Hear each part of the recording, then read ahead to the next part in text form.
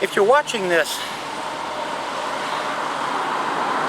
on a mobile device, iPhone, cell phone or smartphone, while driving or walking across the street or bicycling, please put it away until you reach your destination.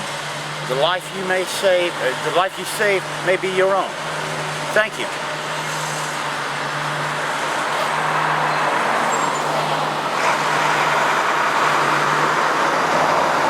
God is not limited to one system of belief.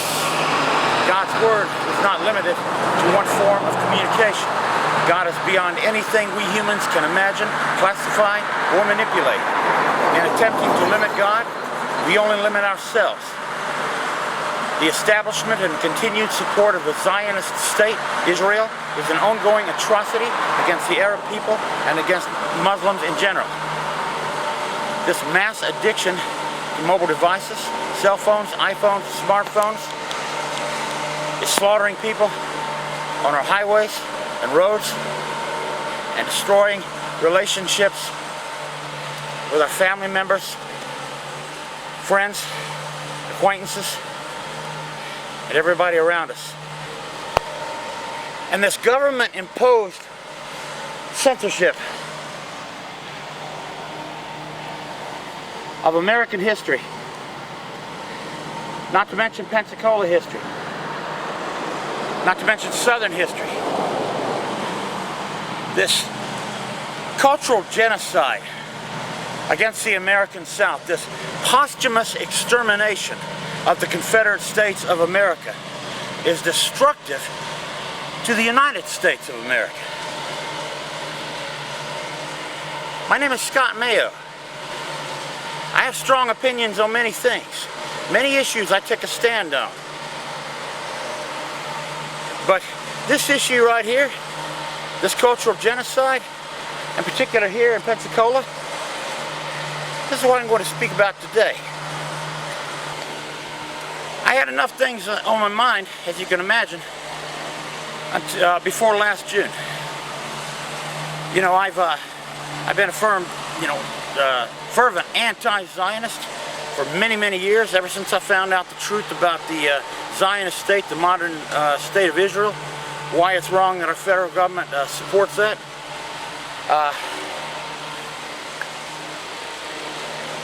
But that didn't affect me personally. I'm not Arab, I'm not an Arab, I'm not Muslim. It was a little easier to deal with something like that. It didn't affect me personally. But then in 2012, many years ago, I made the choice not to get a mobile device. Actually, it was just cell phones back then, because I'm deaf in my left ear. And I thought it would be especially dangerous for me to have a cell phone. I wouldn't be able to hear at all using those. And I'm glad I made that decision. Still just have a landline, because starting in 2012, man, I tell you what, I started seeing people using their mobile devices behind a wheel all over Pensacola. Before that, this really hadn't become a problem here, but then it was a problem. And so I had a lot on my mind already. Now this did affect me personally, because my life was endangered every time somebody did that. Every time somebody used a mobile device behind a wheel, my life was endangered. I was walking or driving, and so was everybody else's. This young man, Adam Lanza, killed 20 first graders,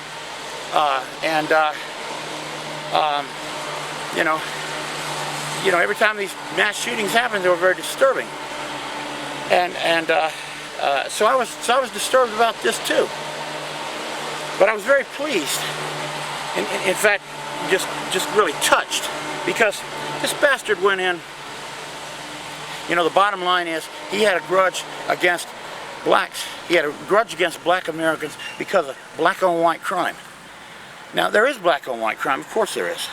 But what does he do? He doesn't go and kill criminals. He goes and kills 9 black people in a church. They're not criminals. It was insane. He was driven by mindless, misplaced rage. See, the bottom line was this Dylan Roof. He inflicted what he did. He inflicted a wound in the black community all over the United States, and he inflicted a wound in the Christian community of all races, all over the United States. 2 wounds. But all of a sudden I started hearing this stuff about you want to get rid of the Confederate battle flag at, near the Capitol building in South Carolina.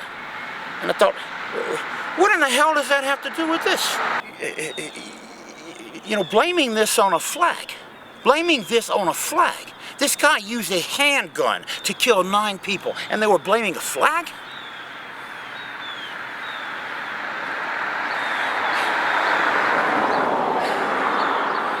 And all of a sudden, you know, before I knew it, Walmart and Amazon, all these retail corporations, they just stopped selling Confederate flags. Not just the Confederate battle flag, but any design of the Confederate flag. And then Nikki Haley, the Republican governor of South Carolina, it was just insane to me, because the Confederate battle flag had been removed from the South Carolina Capitol building in 2000 because it was offensive to some people. Whether it was deservedly offensive or not, you know, it was offensive to some people, and it was moved to a monument nearby. It was moved off of the Capitol building in 2000. And what did Republican Governor Nikki Haley do? You know,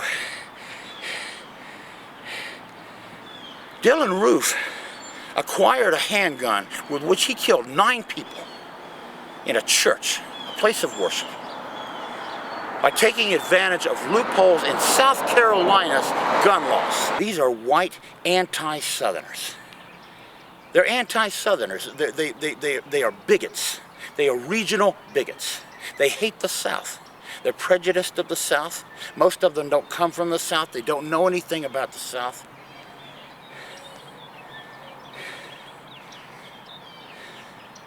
And they're ignorant. They're ignorant about American history, you know, but, you know, whatever. Their rage against this flag was as mindless and misplaced as the rage that drove Dylan Roof to kill nine people in a place of worship. These 5 flags displays are Pensacola tradition. Now actually, the 5 flags displays really, it's a tradition going back several decades, many decades in fact. You know, as mentioned, you know, even though I moved here permanently in 1998, I had been coming here all my life with my family to see both my grandparents, and after my grandfather died, see my grandmother, paternal grandmother, so I've been coming here all my life. And the 5 flags, the Fiesta of 5 flags, I heard about that years and years and years. My grandma, you know, we went to the Fiesta of 5 flags. What I found out recently was these 5 flags displays, they came out of the idea, the Fiesta of 5 flags in the first place. You see, Pensacola didn't have as many tourist attractions as Mobile had. It didn't have the battleship USS Alabama. It didn't have this, Mobile is known as the Azalea City. Mobile is also, honest to God, the mother of Mardi Gras. So Mobile has a huge Mardi Gras. I mean, New Orleans is a lot larger, but Mobile still has a big Mardi Gras tradition. There were just so many other things to see. And Pensacolians came up with this idea many decades ago to have this Fiesta of 5 flags. And what they would do was they would have to celebrate basically the 5 nations under which Pensacola had existed. Spain, France, Britain, the Confederate States of America, and the United States of America. You know that the funny thing is, of course, it's kind of ironic, and you'll know even more why when I explain it later. The only flag that anybody had any issue with was the Confederate battle flag. Now, see, that was the original flag in the 5 flags display. Even Mobile had a 6 flags display, because Alabama was actually once a state, very, very brief period.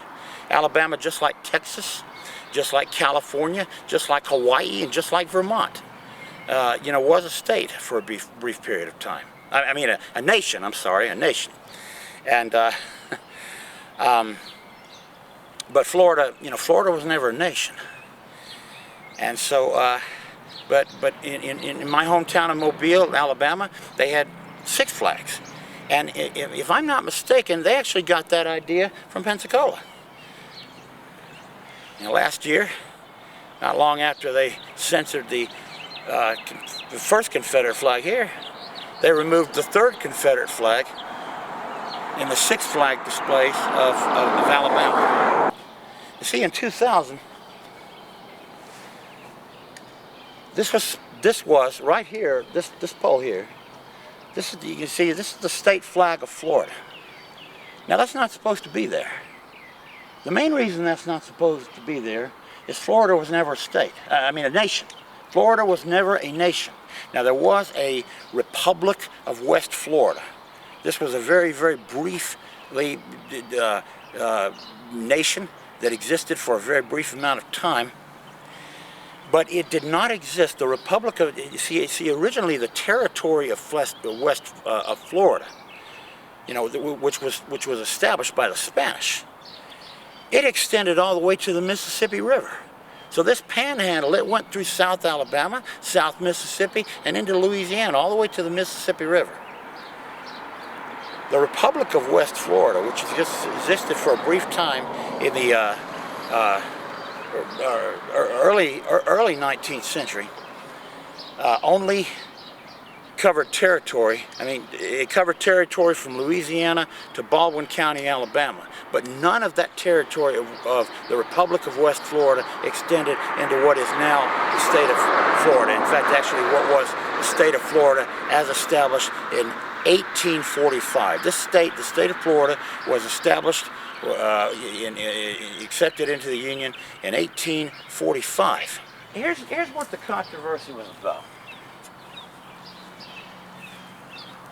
Now, this is the Confederate battle flag.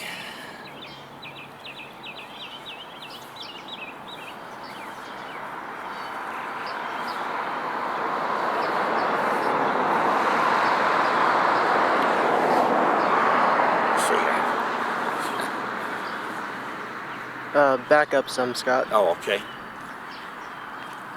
You know where I got this flag? Maybe like another foot. Okay. So we can get it. Alright, there we go. I got this Confederate battle flag at Spencer Gifts in Mobile, at Bel Air Mall in Mobile, Alabama in the late 1980s. You see, nobody was so worked up about this. That's where I got this flag. Had nothing to do with racism or anything. I tell you, when I was growing up, I even had a Confederate battle flag t-shirt. I even had a Jaws t-shirt. I had a Close Encounters of the Third Kind t-shirt. It was just something cool. Nobody paid any attention to it. I got this flag in late 1980s at Spencer Gifts. Now, this was the flag that flew in these 5 flags displays to represent the Confederate States of America until 2000. But in 2000, it was decided, because there was so much dislike of the Confederate battle flag, for whatever reason, to replace this flag with this flag. Now, this is a really large flag. But it was the only size I could get. One thing I want to point out here. Here, bring it closer. Now, I got this last June, after they started censoring these flags. This is made in USA. You know, that's right. You see, I contacted a company where I found I could get flags. I'd gotten a flag before. And I was told that even though they still sold, you know, flags of the Confederate States, that the producers of flags, in other words, makers of flags in the United States, had all stopped making any design of the Confederate flag. The same corporate censorship. So I was told, basically, the bottom line was they were almost out of these. They only had a few Confederate flags of any design made in the United States of America. And I wanted to get one made in the United States of America. Now you can only get them foreign made. Now why did it matter so much to me that I get one made in the United States of America? And I didn't need to get a battle flag. I had one that I'd gotten back in the still sane and honest to God pre-digital age 1980s. But I wanted to get at least one of these first Confederate flags made in the United States of America. You know why? Because I love the United States of America. I love the United States of America. The United States of America is my country. The Confederate States of America was defeated by the United States of America 150 years ago. I have no intention to resurrect the Confederate States of America. But the Confederate States of America is a part of American history. This is censorship of American history. Now, I wasn't able to get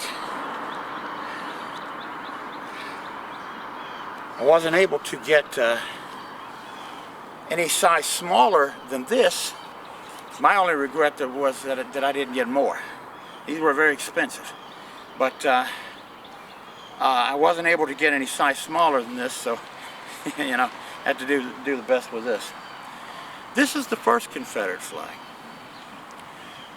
and this was what, you know, in 2000, what flew up there? That pole right there. This was the first Confederate flag. The reason the Confederate battle flag was replaced with the first Confederate flag is because the Confederate battle flag had negative associations with many people. And you know the bottom line. Let me talk about this a moment.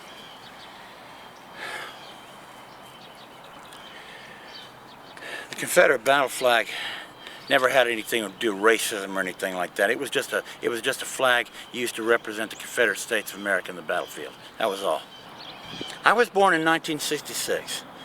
I never saw any segregation. I never saw colored restrooms and white restrooms, colored restaurants, white restaurants. I never saw colored hotels, white hotels, all this stuff myself.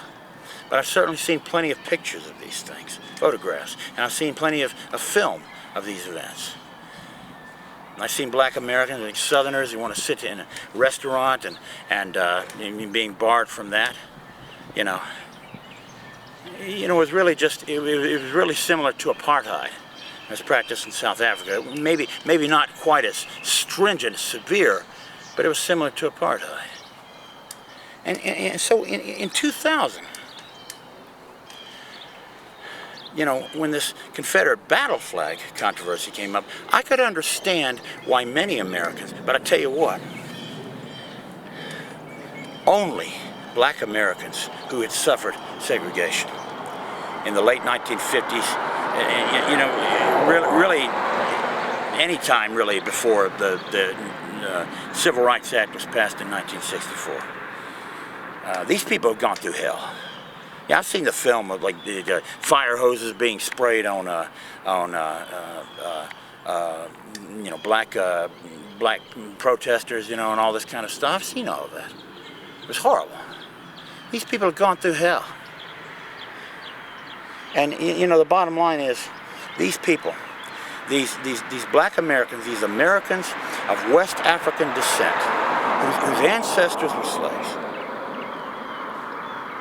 and who had actually suffered through the segregation. And they had seen this, Confederate battle flag placed atop these capitals. These segregationists had taken on the Confederate battle flag to represent themselves. It never had anything to do with them. But they had taken on it. It's just like the swastika. The swastika is originally a Hindu symbol. Thousands of years old. It never had anything to do with Nazi Germany. If I'm not mistaken, the swastika originally is a symbol of peace. It's a Hindu symbol, but the Nazi Germans took it. They changed the direction of the lines in it, and they made it their symbol. So when people see swastikas today, they think automatically Nazi Germany. It never had anything to do with Nazi Germany. It's a Hindu symbol. You go to India today, you will see swastikas all over the place. Has nothing to do with that, though. These are devout Hindus.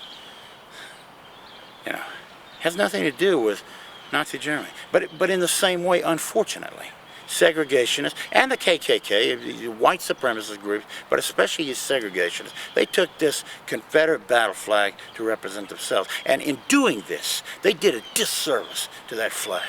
And it angers me. They did a disservice to the Confederate battle flag. These 7 southern states included Florida, and these 7 southern states are actually represented on this flag. Now, the first one was South Carolina. South Carolina seceded. And then Texas. So South Carolina, Texas, not necessarily in this order, but it was South Carolina, Georgia, Florida, Alabama, Mississippi, Louisiana, and Texas. Now, these were slave states, that's true. But so were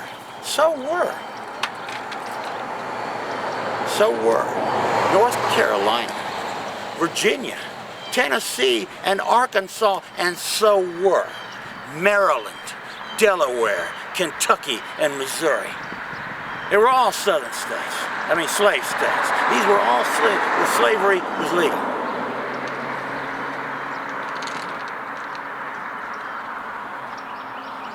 See, that shows how much it had to do with slavery.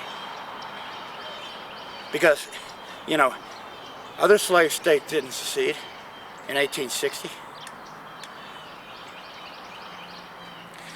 It wasn't until Abraham Lincoln decided he was going to wage war, and he did. He decided he was going to wage war against these southern states that had been allowed peacefully by his predecessor to secede and form their own union. He was going to wage war to get them back. And he started this war. He provoked the war. Now, the first shots were fired by Confederates, but he provoked the war. Abraham Lincoln. He was not the great emancipator. This is nothing but a lie. I swear to God, this is just the truth. Martin Luther King did far more for black Americans of African-American, West African descent than Abraham Lincoln ever did. He is the most Abraham Lincoln is the most mythologized president in U.S. history. But these other 4 states, slave states, did not secede until Abraham Lincoln waged that war. Then, only then, did North Carolina, Tennessee, Virginia, and Arkansas secede. And even then, Maryland, Delaware, Kentucky, and Missouri remained in the Union, all 4 slave states. That shows how much it had to do with slavery. Very little. This flag was just to indicate, this flag was designed to say, this is the Confederate side of the battlefield. That's all it was designed to say. And as mentioned, I am really angry at the white supremacists, but especially, of course, the segregationist politicians who took this flag on to represent themselves. It never had anything to do with them. But they did a great disservice to this flag.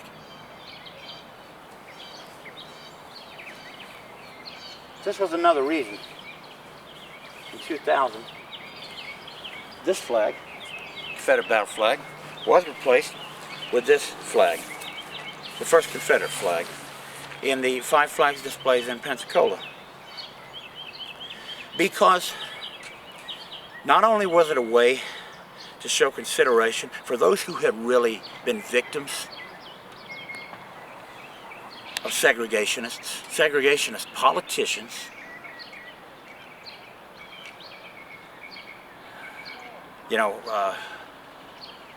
50 years before, practically about 50 years before, almost 50 years before. But it was also, you know, really a way of showing, it was also more historically accurate. The battle flag wasn't flown over the Confederate Capitol. The Confederate Capitol was first in Montgomery, Alabama. Then it was later in Richmond, Virginia. But the battle flag wasn't flown over the Capitol. This one was. Now Columbus sailed for Spain, but he was Italian. He was an Italian, but he sailed for Spain, of course, Spain. Columbus did bring a personal slave with him. You see, but he didn't bring slaves to the Americas. You see, Europeans had been taking African slaves to Europe long before Columbus even arrived here in the New World in 1492. They had been taking African slaves. Now, Arabs had been too. I'm just being fair. Arabs had been taking some African slaves too, but especially Europeans. All over Europe, been taking African slaves. Now, it's just a fact that most of these West African slaves were not captured by these Europeans. They were sold to them by chieftains of coastal African tribes in exchange for guns, in exchange for all kinds of things.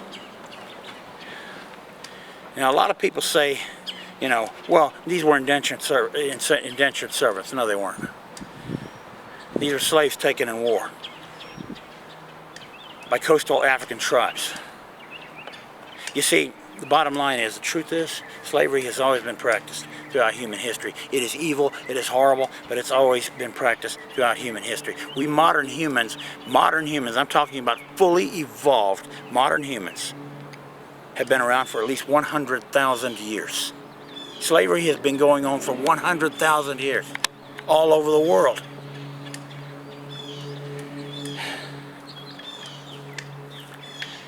And in every continent.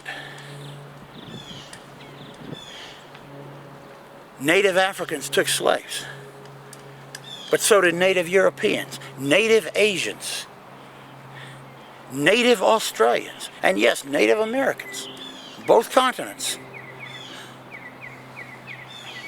Slaves were mostly taken in war. Those they didn't kill were taken as slaves. That's just a fact. Every single human being in this world has ancestors who are slaves. It doesn't matter where he or she comes from. Has ancestors who are slaves. So slavery had been practiced before, but I tell you what. And so already Europeans were taking, in some cases, Europeans would go in and capture slaves, but in most cases, they traded them with these coastal African chieftains. There was one African chieftain who refused to sell any slaves to these Europeans, but that was just one. No. He purchased these slaves from African chieftains who had taken these slaves in war, other tribes in Africa. That's just a fact. And there's not saying the Africans were no worse than anyone else. And like I say, even Native Americans took slaves, other tribes, everywhere. Europeans did too. Long before, Romans, of course, took slaves. Vikings took slaves even. But the majority, were bought or traded with guns, even alcohol, or later on rum was even used to make these chieftains kind of drunk. Give them that. They had a low tolerance for alcohol, just like the Native Americans did. These sub-Saharan Africans, Africans south of the Sahara. They had a low tolerance for alcohol, and that was so Europeans found that out soon. They started giving them alcohol.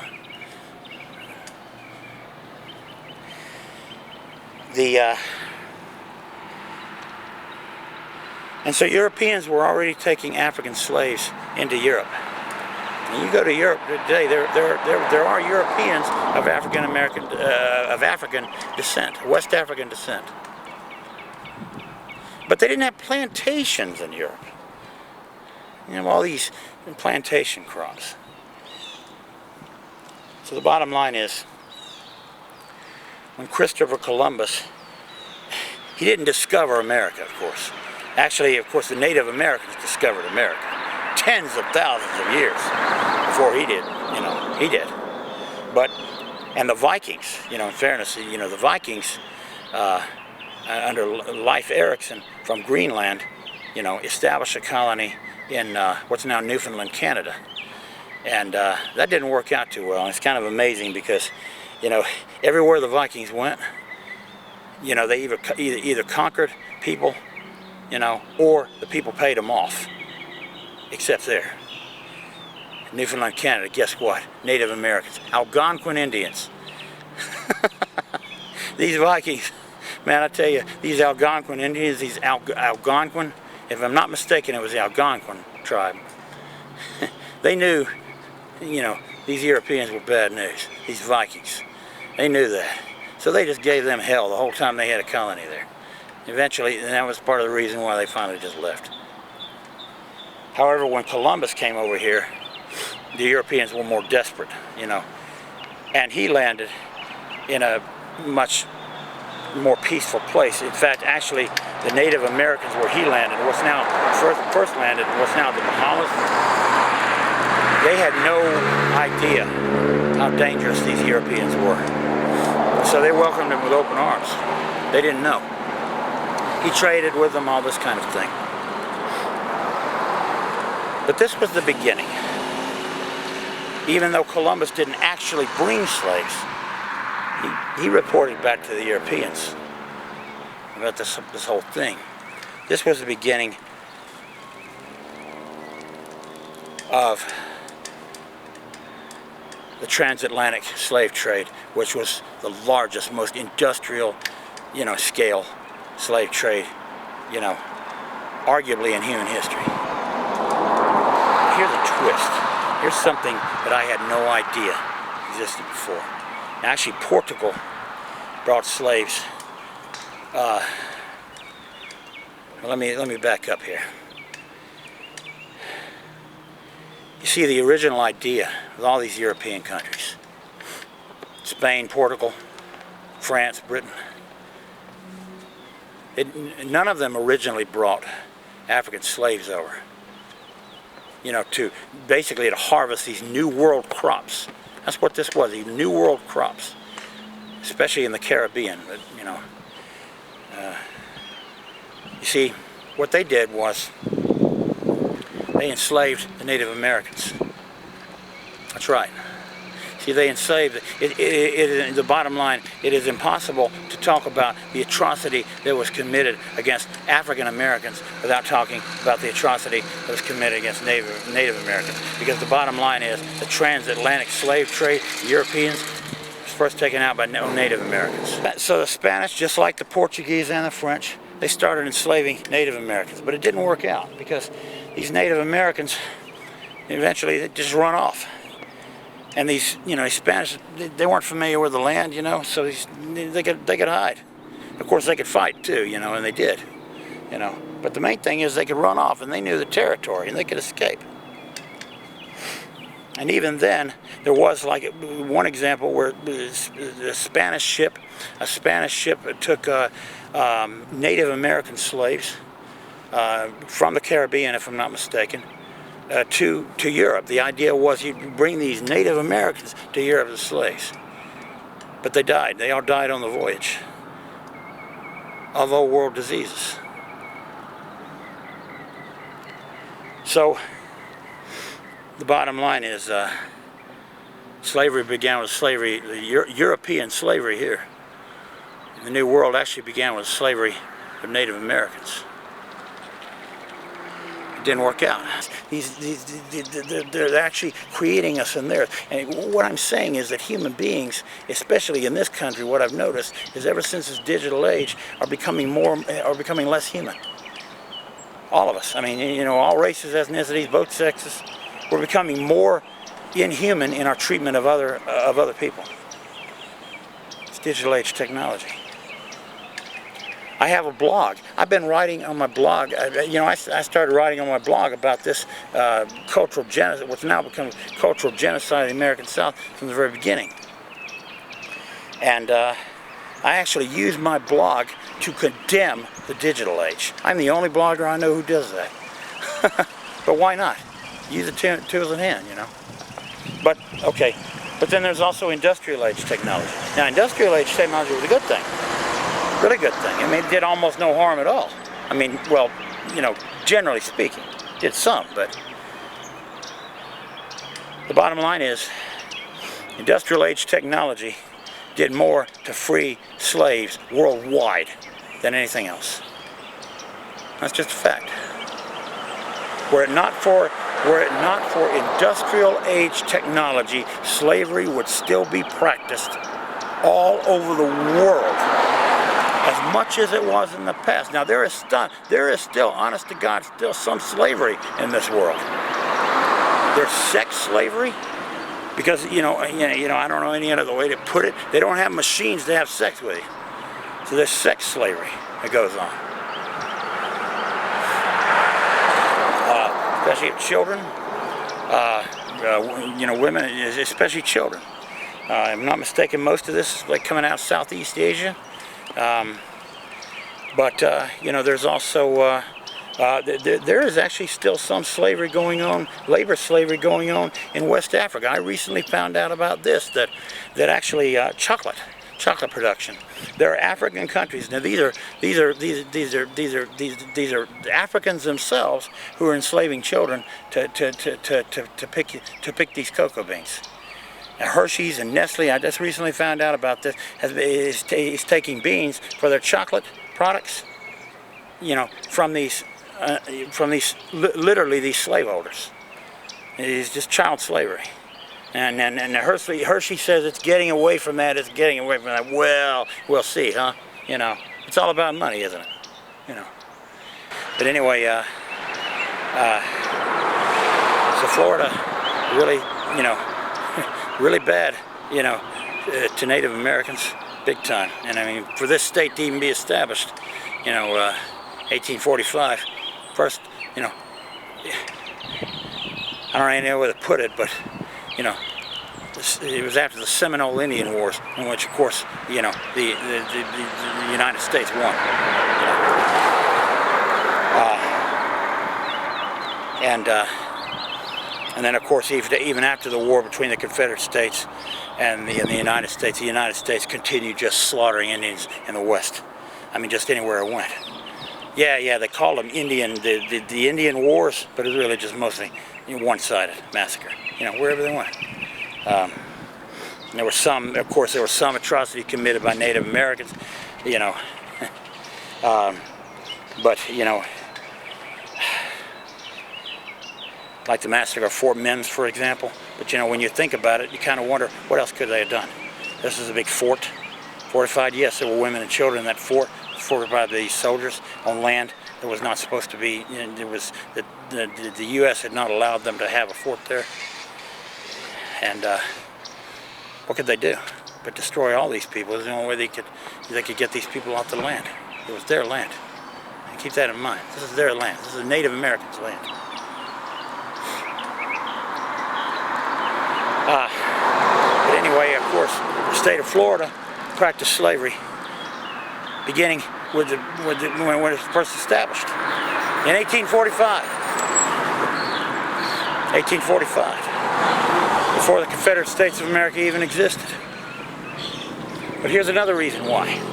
As I mentioned before, that flag up there doesn't belong there because the state of Florida was never a nation. It was never even a nation. Now the 5 flags displays are displays of the 5 flags, nations under which Pensacola has existed. Pensacola history and heritage. Florida was never a nation.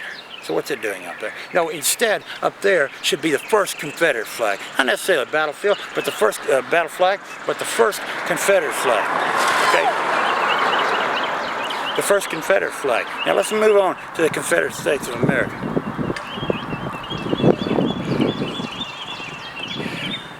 Yeah, there was slavery practiced in the Confederate States of America. The majority of Confederate citizens, of course, didn't have slaves. And if it would have been up to them, secession wouldn't have been, you know, it wouldn't have even chosen to secede from the Union. But when you take everything into account,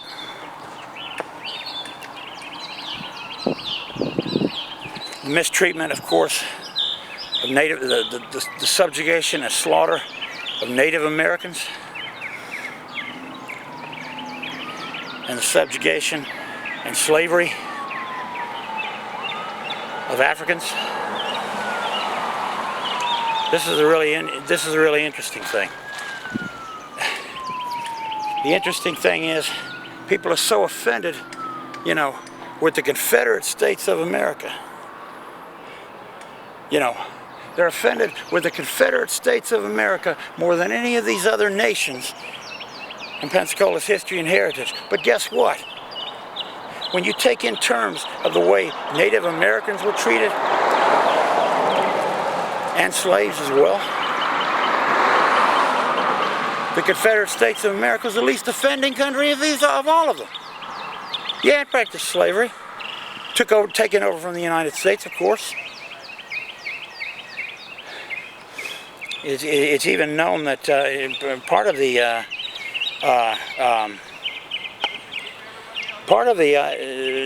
expansion, the idea, you know, what it says, of course, the war itself wasn't about slavery at all, but secession was all about slavery, is because the United States wanted to keep slaves out. The bottom line was the northeastern states. They didn't want slavery in Kansas. They didn't want slavery in Oklahoma, Hawaii. See, they didn't want black people there. That's the bottom line. That's just the truth. They didn't want black people there. They didn't want Americans of African descent, free or not, in those states. They were racially bigoted as hell.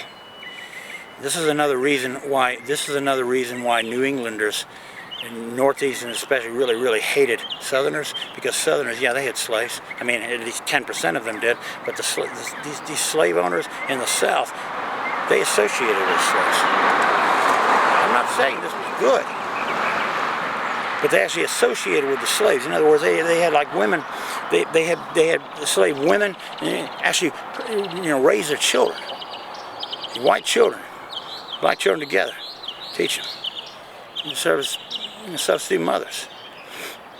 There were in many cases some slave holders actually worked out in the fields with the slaves. Andrew Jackson, you know, as bad as Andrew Jackson's record was with the Native Americans, he was notoriously kind to his slaves. He defended them whenever they were attacked or anything like that. No, and here's something else too. This is another reason why the South seceded from the Union, because Southerners wanted the slaves represented in Congress. Northerners didn't, and Northerners had slaves too. But Southerners wanted there to be some representation of slaves in Congress. In Congress. They wouldn't hear of it. They wouldn't hear of it. See, there were all kinds of reasons why these first 7 states, including Florida, seceded from the Union. Very, very little of it really had to do with slavery. You know, the bottom line was the Civil War itself. It wasn't even a civil war. It was just a war.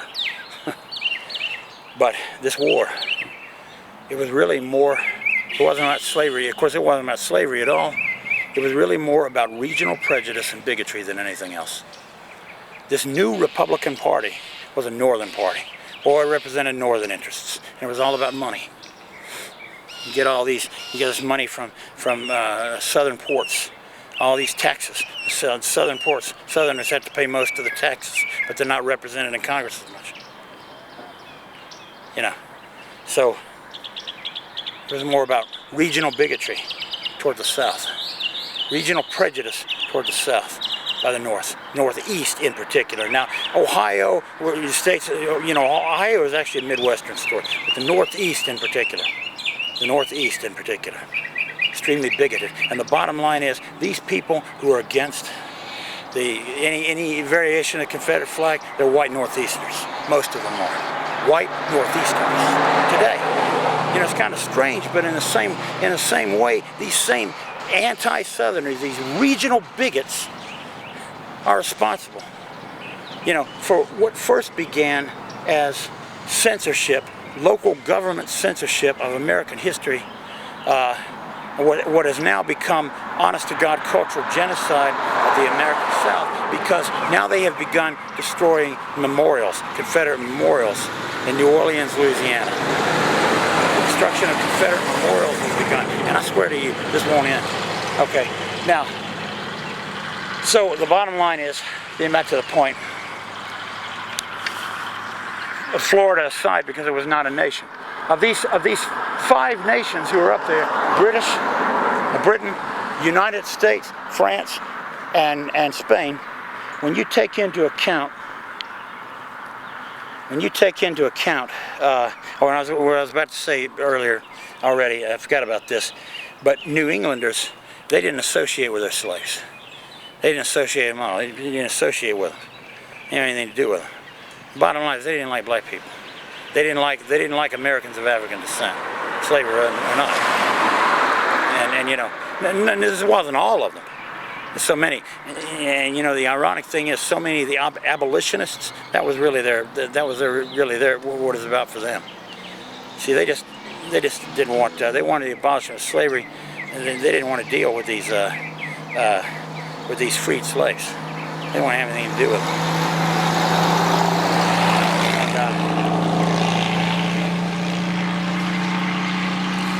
But the Confederate States of America, of these 5 nations of Pensacola's history and heritage, was the least offending of all. When you take into account its treatment of Native Americans and African Americans, it was the least offending of all. You don't want to remove that one.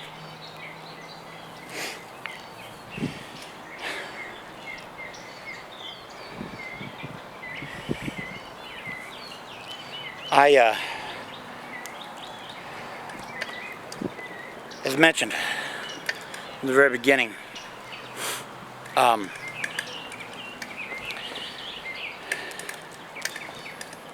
contacted Mayor Hayward and my Escambia County Commissioner, Doug Underhill, about this. I never heard from Doug Underhill's office at all. I heard from Mayor Hayward's office the next day. They said that, well, this was actually even though this is outside of the city limits of Pensacola, it's actually in the city, and that's why he had the right to do that. But then, you know, the bottom line is, what happened was,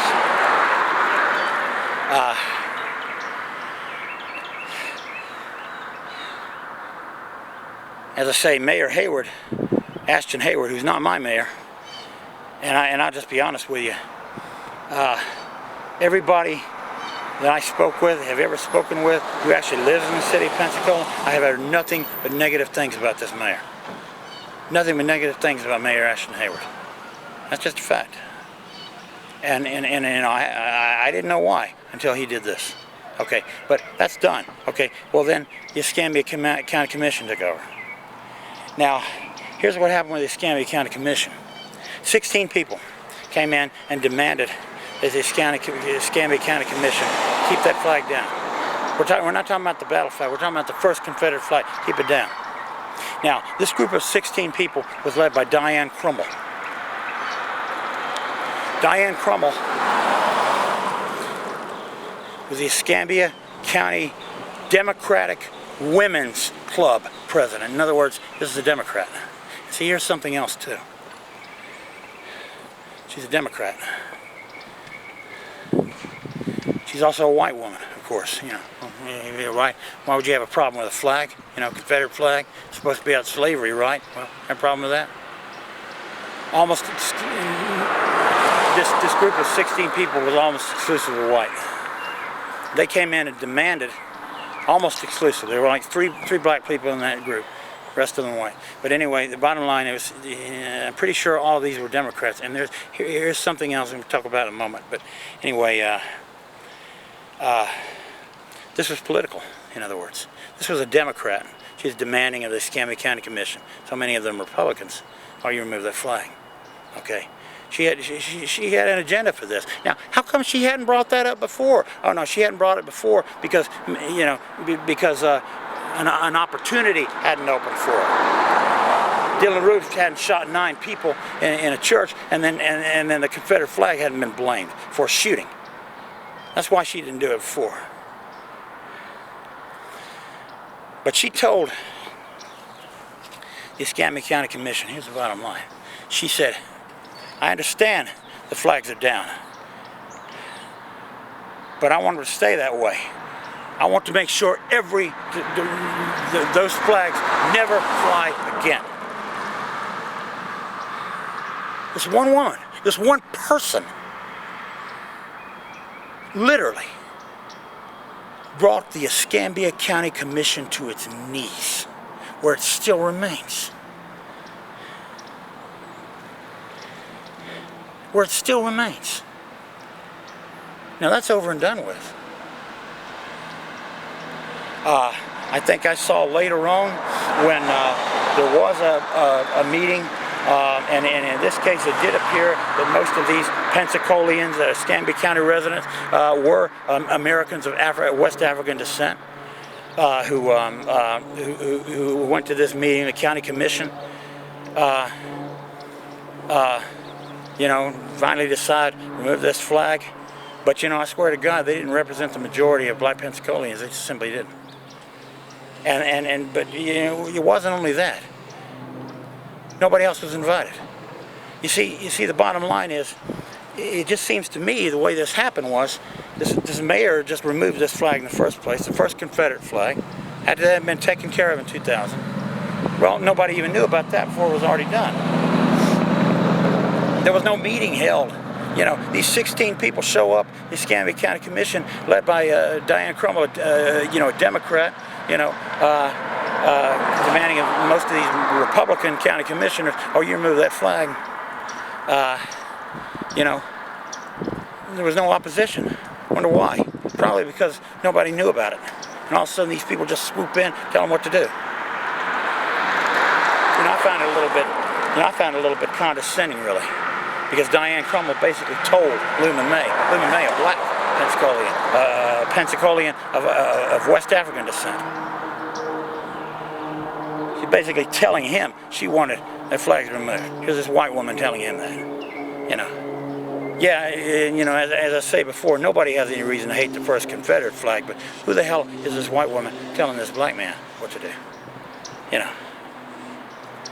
You know, I find that a little bit, offensive.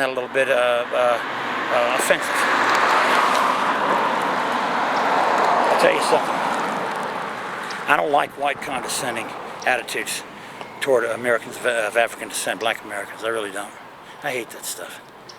You know, it's mostly white liberals too. Most white liberals, they're always doing this kind of stuff. Oh, yeah. You know, they're condescending. Oh, we don't really care about you. They don't care about them. You. They don't care about black Americans. They don't care about themselves. They don't have their political interests. And I hate that. There is a lot of it's really just soft bigotry. You know, George W. Bush, I don't like George W. Bush because of his waging of the war in Iraq. And, that said, though, the best thing I remember out of his entire campaign was this: the soft bigotry of low expectations. The soft bigotry of low expectations. Ever since the civil rights movement, whites have been condescending. Liberal whites have been just condescending as hell toward blacks, black Americans.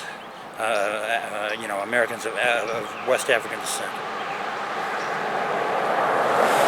And And, you know, the whole idea is, oh, they're supposed to care about you, but they're really saying, you know, you can't take care of yourself, they want to take care of you for you. They established this welfare system in which, you know, you don't even have to work, you know, you just get money because, why? Because, you know, you're not able to work, you're black. You're not able to work. You know, so we're going to take care of you. Lyndon B. Johnson. Lyndon B. Johnson was bigoted as hell. And in my opinion, he was one of the worst presidents this country ever had. Lyndon B. Johnson was overheard as saying, when he signed the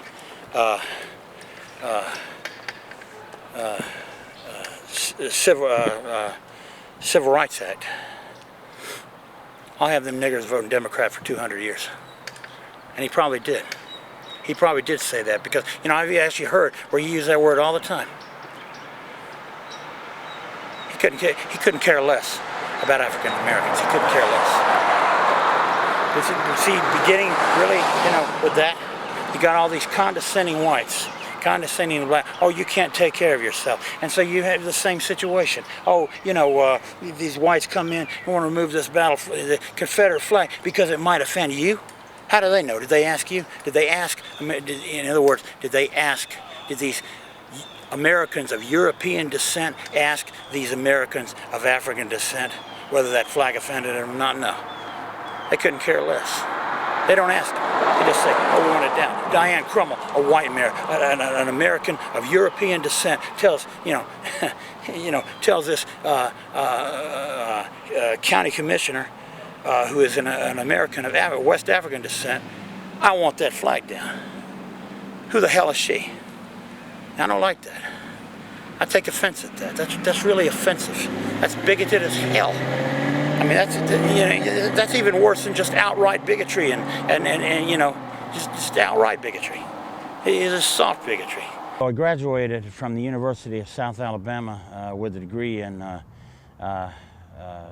English creative writing, and actually had a year of graduate school as well. I attended Auburn University in my first year, so War Eagle. Yeah. This is a Confederate memorial here in Pensacola, Florida, on Palafox Street. This has been here for many, many decades, long time. And I feel like this is an appropriate place to read something that was actually in large part written by my father. Now, my father is 83 years old. He just turned 83 March 4th. So a couple days ago. Now he is, his father was the grandson of, well, you know, it's Mayo. my great great grandpa Mark Mayo, my great grandfather Francis Marion McCurdy, and my great uncle Frederick Mayo were all Confederate veterans. And so my father is directly descendant of them. He's a descendant of Confederate veterans even more closely than I am, of course. He's also a Korean War veteran. And see, this really means a lot to him. You know, he really cares about the United States of America. That's his country. And he's proud to have served in the Korean War for the United States. See, that's what this is about. It's not a secession from the Union or anything like that. It's about the United States, the future of the United States. And I wrote this in my blog using, but this gives, using actually a draft that he had written. He had allowed me to use it. And this gives really some detail. You know, this was a war. We can talk about ideals and all this kind of stuff, but this was a war. And this is really just an account of how serious this really was. The following is an excerpt from a draft of a family history written by my father, Louis Mayo. Back to great-grandpa Mark Mayo. I've enclosed some information about his war years, the history of Grandpa Mark's unit, Company E, the roster of the men, and a brief summary of their engagements. In November of 1864, Company E had some men captured at Pine Barren, Florida, about 25 miles north of Pensacola, and they were held as prisoners of war until the war ended. Most of the 15th Cavalry Regiment's engagements were in Florida, Alabama, Mississippi, and Louisiana, but as stated in the record, Company E was detached for special assignments for months at a time throughout the war as cavalry support for other outfits or for scouting enemy units. Enclosed is a newspaper article from the Mobile paper about the Battle of Ilisca, Alabama, which was the last battle Grandpa Mark was in. On his pension form, he told about his last battle around Claiborne, Alabama, which took place at the community of Ilisca. As the information I've enclosed states, about 400 regular Confederate cavalry troops of the 15th Cavalry Regiment were sent to Ilisca to help the local militia and some local people repel what was thought to be not too large a force of Union troops heading their way. Grandpa Mark's and Uncle Frederick's Company E was one of the companies that went. They ran into from 4,000 to 6,500 of some of the best equipped troops in the Union Army under General Steele, who were commanded in the field by General Lucas. The Confederate troops were completely defeated. The local people up there call it Lucas's Raid. A few days later, General Robert E. Lee surrendered to General U.S. Grant at Appomattox, which effectively ended the Civil War. Grandpa Mark and his brother were barely able to get away from Ilisca alive. After the South surrendered, Grandpa Mark took the oath of allegiance to the United States of America at Milton, Florida, as was required of all Confederate veterans. I don't know where his brother, Frederick, and the McCurdy brothers took their oath, maybe the same place.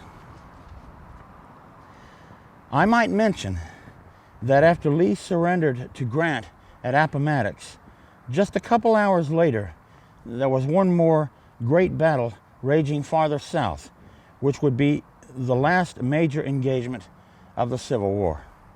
It was at Blakely, Alabama, a town across the river from Mobile where Confederate troops were guarding the eastern approach to Mobile.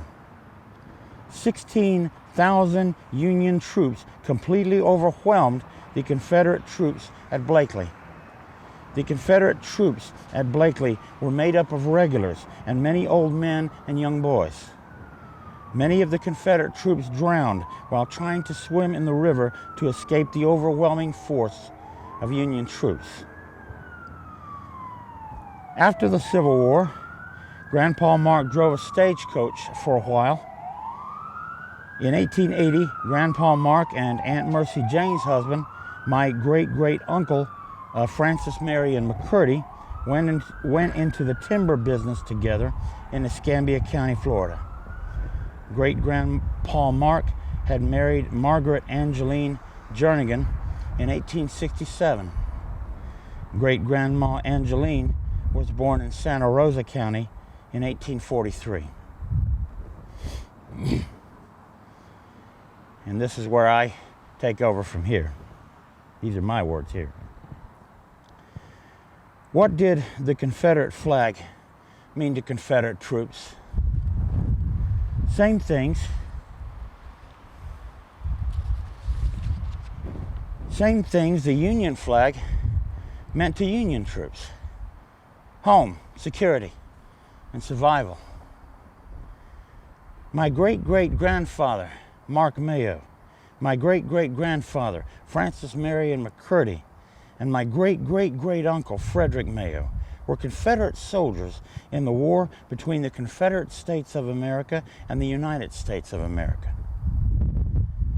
Like most Confederate soldiers, these three young men were not a part of the slave-owning aristocracy that had supported secession from the United States. Their families had no say in that.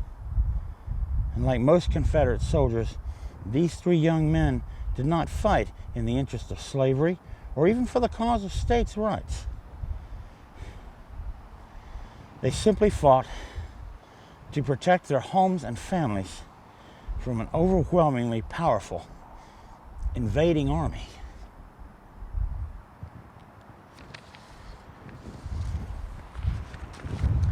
This monument, excuse me,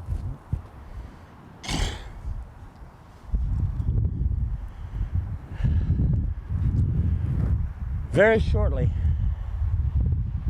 after Mayor Ashton Hayward, with no prompt from anyone apparently, and without asking the people of Pensacola, Florida, what they wanted at all, just simply decided to remove the first Confederate flag from the Five Flags displays, historical displays, purely historical, of Pensacola's history, heritage, and culture.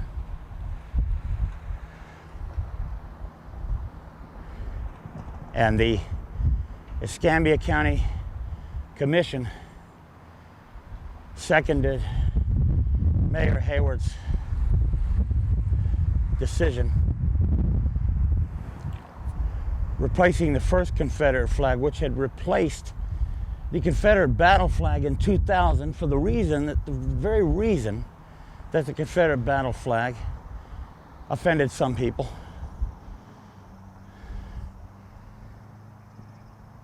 People who had actually, and the only one of the ones that would have offended at all were those who had actually gone through segregation in the South, because unfortunately the Confederate battle flag was used by segregationists to represent their interests, although it never had anything to do with slavery or segregation or anything. Nevertheless, in 2000, as I've mentioned before, it was decided to replace in these displays of the five flags of Pensacola's history and heritage that of these countries, these nations under which Pensacola had existed. Spain, France, Britain, the Confederate States of America, and the United States of America. It was decided to replace arguably the least offending, the flag of the flag of really arguably the least offending nation of all five of these, when you take into account what was done to Native Americans and African Americans. Protesters against the Vietnam War, there were protesters supporting the Vietnam War, and they clashed. But I swear to God, let me tell you something, these protesters on both sides, they loved America. They had different ideas, but they both loved America, both sides. They really cared about America, and they also knew what they were protesting. What are these digital age protesters protesting today? All these white kids, you know, they say Black Lives Matter and all this kind of stuff because of a few isolated incidents of police misconduct toward black civilians, and in some cases alleged. We don't really know. They don't even know all the facts. How many of these protesters, how many of these digital age protesters who only protest one thing know anybody who's been killed by cops? Almost none of them. Almost none of them. That's why I call them digital age protesters. See, they protest what this digital age technology, what Facebook tells them to protest, what our press, which is literally trying to divide us simply for money, black against white, civilians against police, Republicans against Democrats, Northerners against Southerners. It's just all about divisiveness. These digital age protesters, these kids, who don't even know what they're protesting. And they only protest what they're told to protest, with no understanding of it whatsoever. The Vietnam era protesters on both sides, the protesters and the counter-protesters, they knew what they were protesting. They understood it. Now,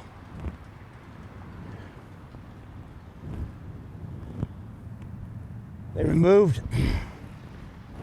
the vandalism, spray paint on that.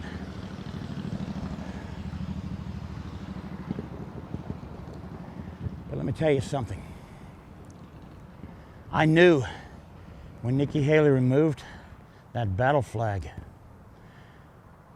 that politicians, almost exclusively Republican politicians, would start removing flags, Confederate flags of any variant, all over the South. And I was right. Not long after that, Republican governor of Alabama, Bob Riley, very conservative man, right? He removed his flags. He didn't ask the people of Alabama what they wanted. There is no other reason. It's to dodge the issue of gun regulation. Don't touch the issue of gun regulation. But we're going to go after something that has nothing to do with it. In other words, to avoid any discussion of our Second Amendment right to keep and bear arms, we're going to go after something that represents our First Amendment right to freedom of speech, a flag. And I knew that. And now all over the South, all these flags have been censored, removed. And I knew, as I saw these flags come down, this wouldn't stop. And then next, they would move on to Confederate memorials like this. And then eventually, they would move on to Confederate cemeteries and individual graves. And I was right. Because not long after that, right now as I speak,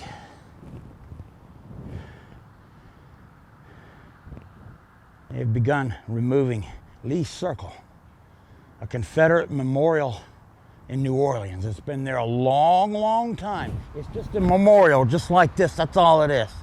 Just a memorial to the Confederate dead. Lee Circle. Now, this is the government doing this. This is the either the state of Louisiana, probably a city of New Orleans. But anyway, and I wouldn't be a bit surprised if the majority of these bastards were Republican. Not a bit. But nevertheless, no matter who it is, it's politicians. And it's the same thing. It's illegal now to destroy a Confederate memorial. See? Isn't that interesting? See, if that Confederate memorial in Lee Circle in New Orleans had been defaced, then it would have been a crime by a citizen. But then when the city government of New Orleans or the county or rather parish of I think it's Jefferson Parish in New Orleans, or when the state of Louisiana government does it, then it's okay, right? And so now they're doing it. Lee Circle. I'm telling you something. Unless we start standing up against what has now become, I didn't call this cultural genocide until they started destroying, decided to destroy the local government, state or local government in Louisiana decided to destroy Confederate Memorial. Now it's cultural genocide. Now it's cultural genocide. It's not just censorship now, it's cultural genocide. It's not just removing a flag which can be put back. Lincoln was a lawyer. Lincoln actually defended not long, before I think it was actually 1858, as an attorney, Lincoln actually defended a slave owner to have an escaped slave returned to him. That's right. Lincoln actually defended a slave owner. I believe it was in Missouri or in Illinois. Actually, it might have been in Illinois, to have this slave returned his slave owner. Lincoln did. The great emancipator, huh? Nevertheless, look at this. And I knew that. And I knew that, in other words, I knew that the Gettysburg Address was just bullshit. It's just bullshit. I knew that. And that's why I cut it out. And now I'm sorry. You know why I'm sorry? I'm not sorry because, I've changed my mind that it's not bullshit. It is bullshit. It's just propaganda, beautifully put propaganda. I'm sorry that I cut it out because I don't even know what it says. See, I can't even actually point right here, right now. I can't even point to Lincoln's Gettysburg Address and show you what's wrong with it because I censored it for myself. Here's what censorship does. This is also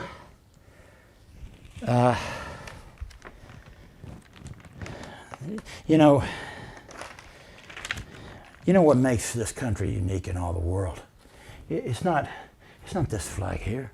It's not our flag. The only thing it makes is nothing except this.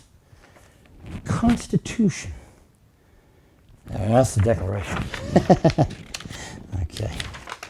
The Constitution of the United States. Look how small this document is. 1 page, 2 page, 3 pages.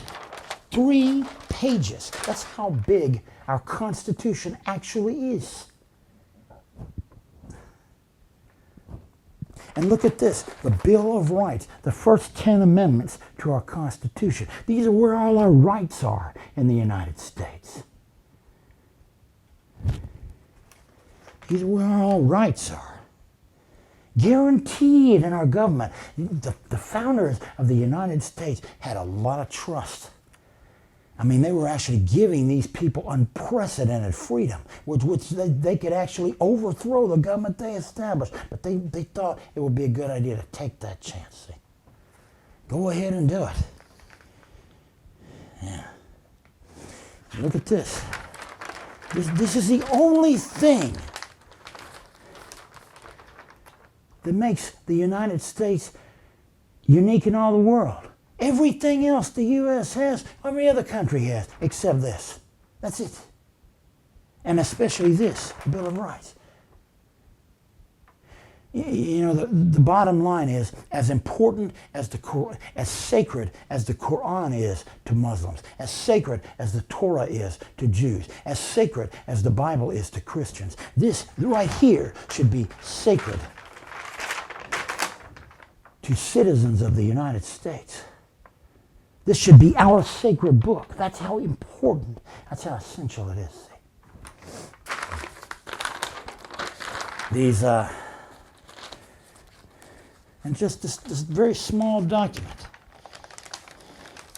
the Bill of Rights, is just loaded. I've got the first one memorized. Congress shall make no law. This is the First Amendment. This is important right here. Congress shall make no law respecting an establishment of religion or prohibiting the free exercise thereof. Isn't that brilliant? People say this is a Christian country. No, not exactly. But the very first clause in our Constitution is about religion. Secular liberals want to ban Huckleberry Finn because they don't like the word nigger. And they consider a racist book only because of that. Obviously, they hadn't read the book, right? And this white guy, this white publisher, he decided he was going to publish the book with the word nigger completely deleted. Makes a lot of sense, doesn't it? He's kind of like, understand, what the hell is he talking about? And there were even some black scholars, literary scholars, who said, this isn't a good idea at all. They said, you know why this isn't a good idea? Because not only are you deleting the positive things about the book, you're deleting the negative things. In other words, you're actually censoring not only are you censoring the positive historical aspects of this historical book, but also the negative historical aspects.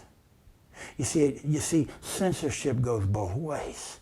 Censorship, you're whitewashing history, see? You're whitewashing something. And when you censor, especially history, and see, really, Huckleberry Finn is really written a book of its time, see? You're not only censoring the things you find agreeable, but you're also censoring the things you find objectionable about that time in history. And so it's just completely whitewashed, see? And so nobody even knows that there was any kind of bigotry, toward anyone, right? It's both, see?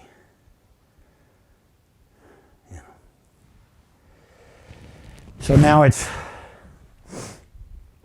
there's still a lot of censorship by religious conservatives, but so much more censorship by secular liberals. But it's the same thing, isn't it? And yet this is so much more dangerous because these secular liberals, they've just got so much more influence than religious conservatives ever had. And power. And even, representatives in our federal government these people are among them. Why do I care about my sister Kathy one time asked me, well, you're not an Arab, you're not a Muslim. Why do you care about Palestinian Arabs? I said, somebody has to. Somebody has to. See, I care about a lot of things. A lot of things matter to me. I'm against, as I mentioned, I'm against unnecessary abortion, and of course, most abortion is unnecessary. But so are millions of other people. So I don't really have to focus on that too much because I have a lot of help. See, I'm against state lotteries. I'm against these big casinos. I'm not against the gamblers. See, state lotteries is nothing but gambling. It's just nothing but gambling. It's the same thing. No, I'm not against the gamblers. I'm against these states and these big casino operators that take advantage of these people, these poor people. They even call state lotteries a tax on the poor, and that's exactly what they are. See, I'm against that. But so are millions of other people, see. There are a lot of things that I stand for and millions of other people stand for. So I have help there. The things I concentrate on are things that matter just as much, and I know they do, but that nobody else stands for, see.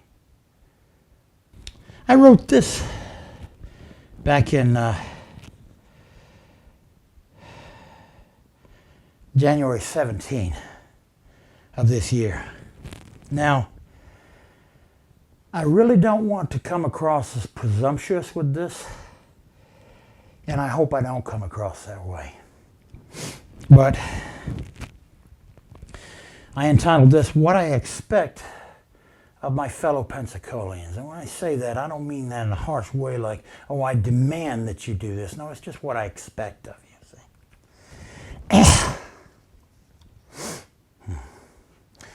And again, it's a little bit dated because it was written on January 17, 2016 on my blog. What I expect of my fellow Pensacolians. 12,500 people attended the Donald Trump rally here in Pensacola, Florida the other day. Of course, some of the attendees were not supporters of Donald Trump, but most of them were. So many Pensacolians get all fired up over Donald Trump.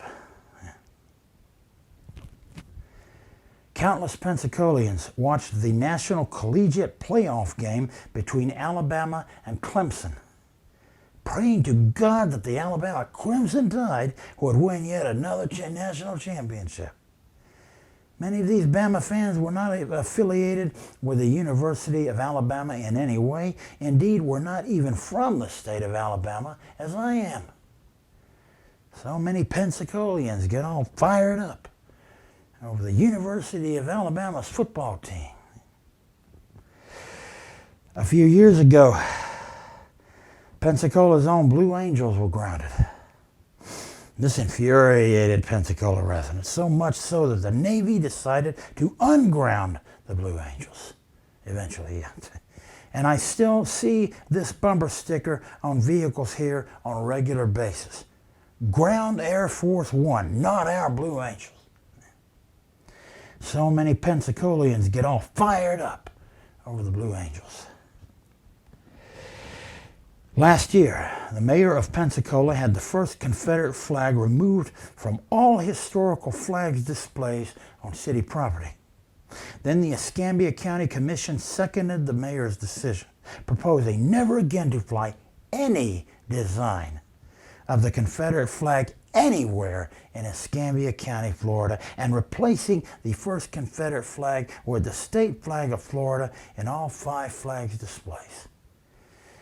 The mayor of Pensacola and the Escambia County Commission committed an act of government censorship, not only of American history, but of Pensacola history. And this government censorship still goes on. The first Confederate flag has not been restored to its rightful place among the flags of Pensacola's history and heritage, but the other flags, each of which represents a nation or state that enslaved African Americans before the Confederate States of America even existed, remain in place in the 5 flags displays. Yet almost no Pensacolians get all fired up about this local government censorship of American history and Pensacola history. And every day in Greater Pensacola, drivers engage in willful, distracted driving by using their mobile devices while driving, endangering the lives of everyone around them. And nothing is done to stop this reckless practice, this total disregard for human life, because the state government of Florida refuses to pass any laws to stop it. Yet almost no Pensacolians get all fired up about this willful, distracted driving, this total disregard for human life that is slaughtering people every single day.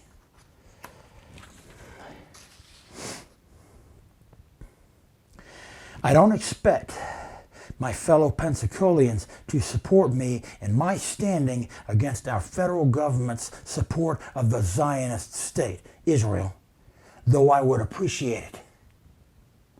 I don't expect my fellow Pensacolians to support me in my standing for the rights of Native Americans, though I would appreciate it. I don't expect my fellow Pensacolians to support me in my standing against American corporations outsourcing of American jobs to foreign countries, though I would appreciate it. I don't expect my fellow Pensacolians to support me in my standing for the election of an independent President of the United States, though I would appreciate it. But I expect my fellow Pensacolians to support me in my standing against this local government censorship of the first Confederate flag, this local government censorship of American history and Pensacola history. And I expect my fellow Pensacolians to support me in my standing against this usage of mobile devices while driving, this total disregard for human life, and the Florida government's refusal to enact any laws to stop it. I have some information here. You can contact the Escambia County Board of County Commissioners.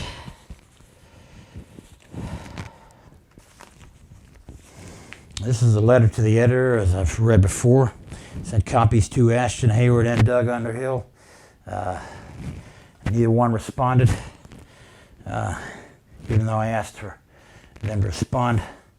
That was back in July last year. Now, as I've mentioned before, you don't have to do anything about this. You can just let it go, but I tell you what, I promise, You let this go. You don't stand up against this. Start standing up against it here. They've already begun. State and local governments had already begun destroying Confederate memorials in New Orleans, Louisiana. And this will continue unless we stand up against this censorship of flags here, see? Because this is all together, see? This is a process. It's like a domino effect, see? And, you know, I would really appreciate it if you, as an Escambia County resident, would contact the Escambia County Commissioners and say, look, why don't you put that first Confederate flag back where it was? Or just do away with these 5 flags displays. You put the U.S. flag, you know, there. That's the current government. But what's the point in having these displays at all? You know, just have the American flag there. What's the point in having these 5 flags displayed if you take out the first Confederate flag, we're not talking about the battle flag, the first Confederate flag, you leave those other flags up there, and replace it with the state flag of Florida, Florida never having been a nation, and all of these other, you know, countries engaging in slavery and all this, you know, before the Confederate States of America ever even existed. Or at least, if nothing else, just ask them, let us vote on it. Let us vote on it. Hey? Let us vote on it. Let us decide. Who the hell was Mayor Ashton Hayward to just remove that flag without asking us? Or rather, I don't live inside the city, but the residents of the city of Pensacola, what they wanted.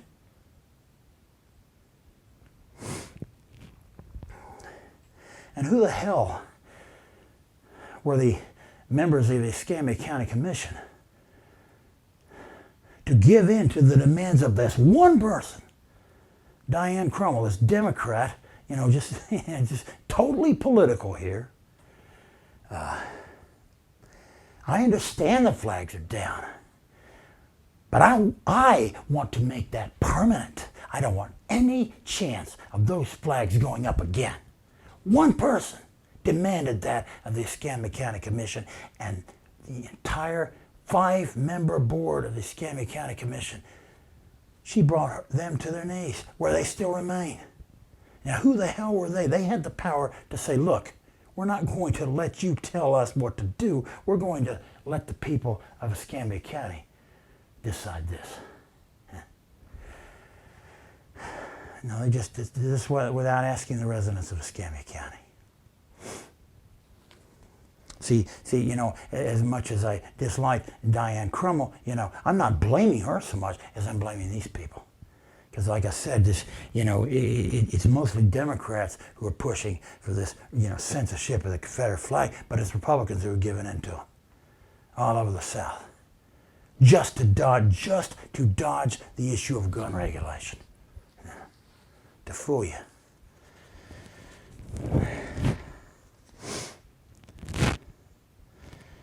Infringing our freedom of speech. I'm going to close with this.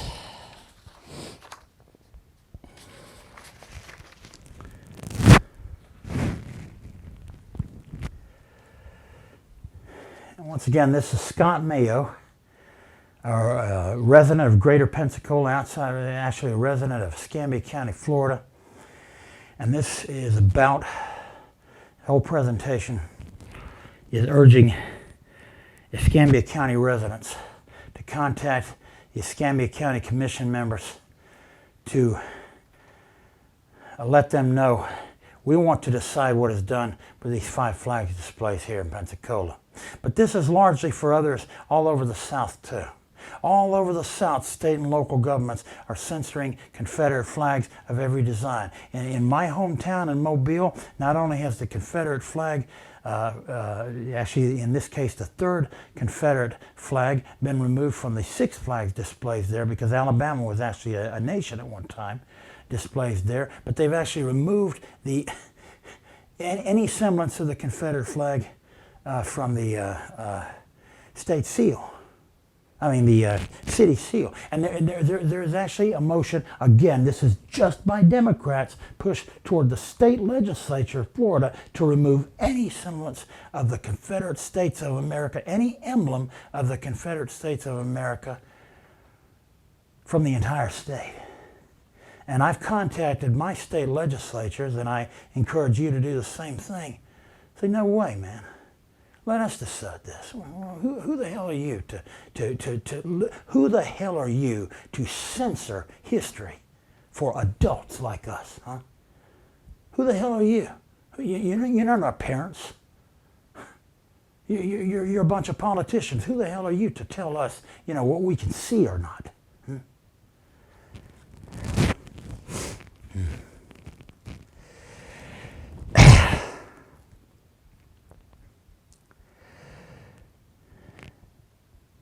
But I encourage all Southerners who see this, all Southern Americans, do the same.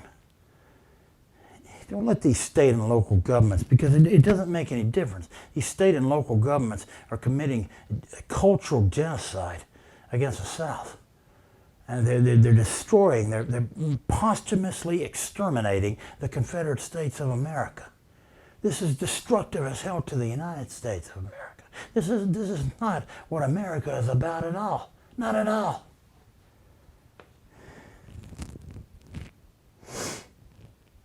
A flag is a piece of cloth that says something.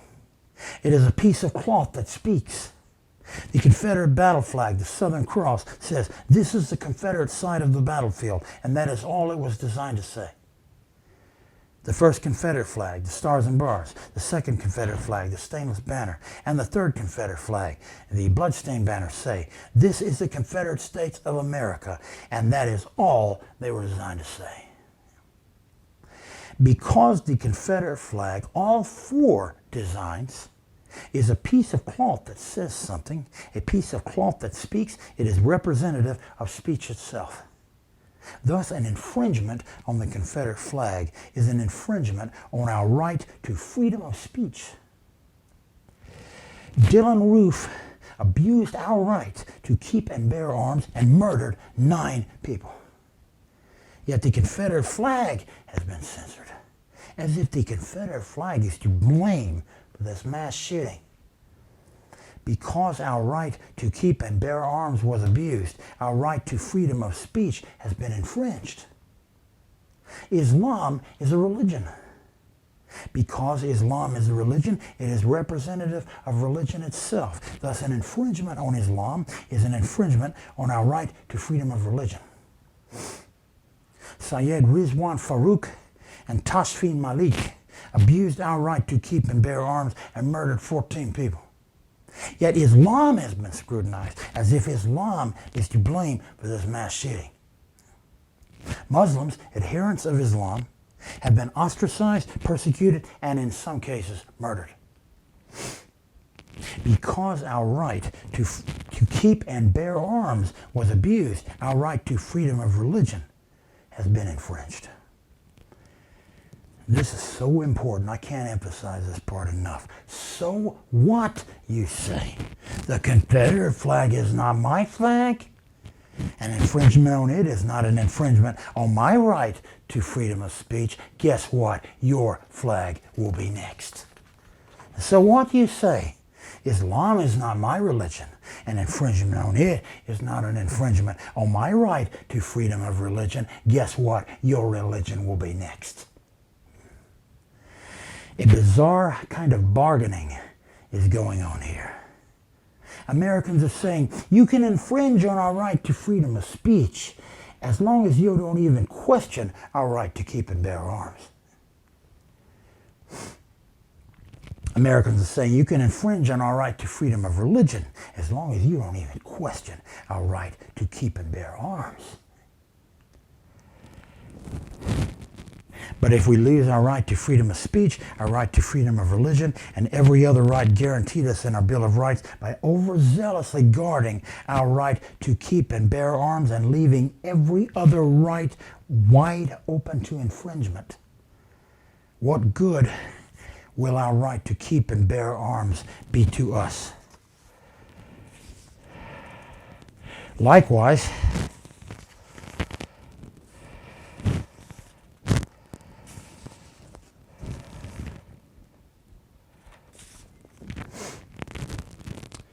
our federal government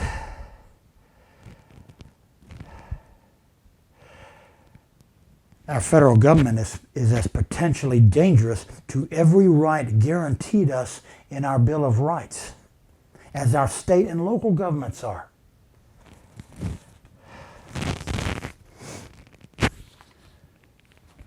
Let's see here. Oh, here we are. Nah.